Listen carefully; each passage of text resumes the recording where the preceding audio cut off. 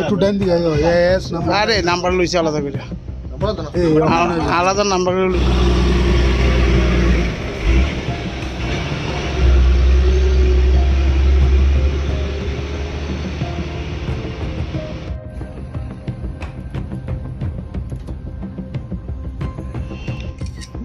আমরা তো একটু শর্ট লইতে দেরি হয়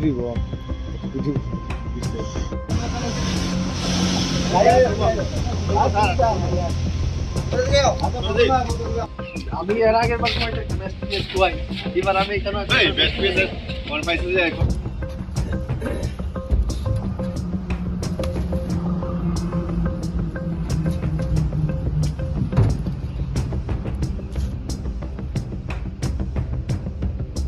খবরের ভিত্তিতে আমাদের হাওয়াই বাড়িতে TR01 AS 1708 একটি ট্রাক গাড়িতে তল্লাশি চালানো হয়।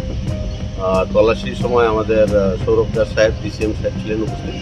তো আমরা গাড়িতে তল্লাশি করে আমরা প্রায় 100 কেজি মতন গাঁজা গাড়ি থেকে আমরা উদ্ধার করি। গাড়িটা করতে কোন দিকে যাচ্ছিল? গাড়িটা আগরতলা থেকে লংশিলং নিয়ে যাচ্ছে। বাজার মূল্য কত দিব? গাঁজার আনুমানিক বাজার মূল্য 1.5 লক্ষ টাকা হবে।